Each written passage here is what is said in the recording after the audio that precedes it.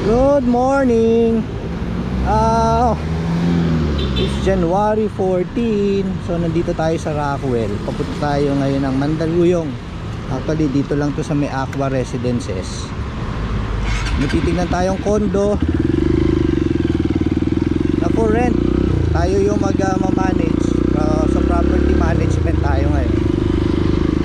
Mamaya, ayan, pakita ko sa inyo. So galing ako ng EDSA. This is Rockwell. Tatawid tayo ng bridge na Mandaluyong. So itong condo na to, yan, yung nakikita nyo na mataas na yan, yan yung Aqua Residences. So pwede nyo lakarin yan going to Rockwell. Pag gusto nyo mag grocery, mag mall, malapit lang.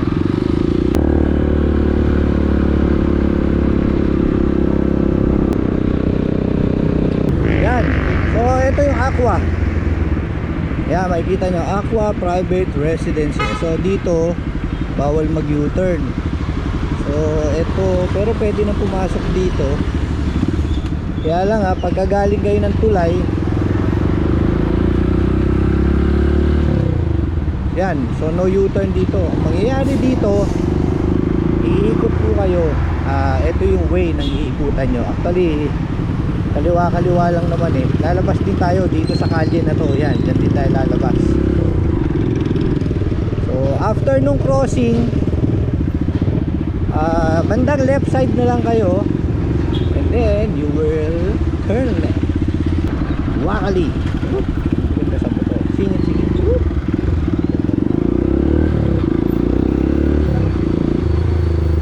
So kaliwa and then kaliwa sa kalye Busila. Ayan. And then kaliwa ulit. Ayan, detour to Makati.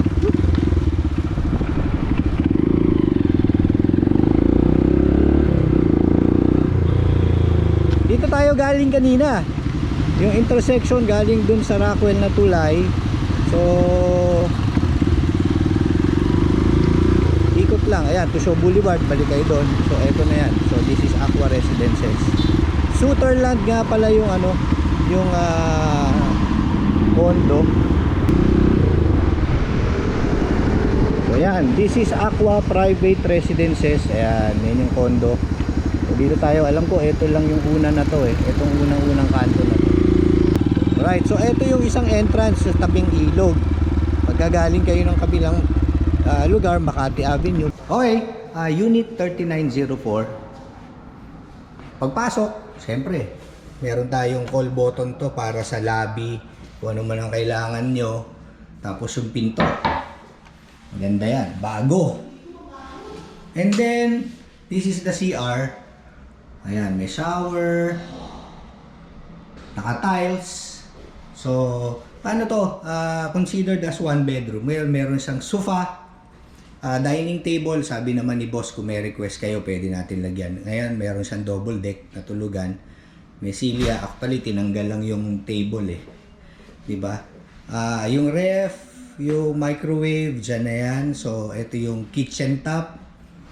At meron kayong exhaust dito. Pagka gusto nyo gamitin yung stove na yan. So, meron na rin siyang aircon. Siguro to 1 horsepower na split type. Tapos built-in cabinet.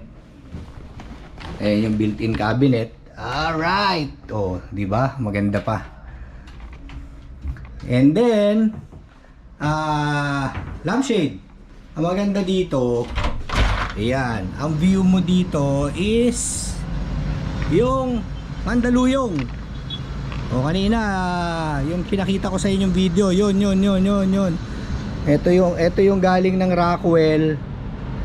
Pagbaba dyan, diretso, tapos kaliwa, yun, kaliwa, pasok na kayo na Aqua. Ito. So, ito yung view. So, pwede kayo mag-coffee dito.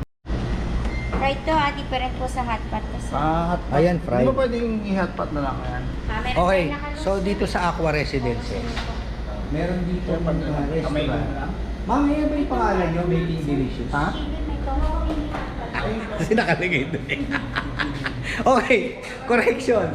Ang pangalan ng store nila ay Loco Mini Hotpot po. Loco Mini Hotpot. So, yung pipiliin nyo dito, ayan. So, luluto nila to. Meron sabaw, miss, di ba? May soup. With soup or dry mix. Soup or dry mix. So, meron kayong option. So, pagka dito kayo nag-rent sa akin, so ito yung isang mapupuntahan nyo. Ayan, sila boss na mimili. And then, dun sa other side, meron siyang, ayan o, CrossFit Ethos. Diba? And then, may nadaanan din ako na grooming para sa mga aso kasi alam ko pet friendly itong Aqua Residences. So, message nyo po ako if interested kayo mag-rent dito sa Aqua Residences.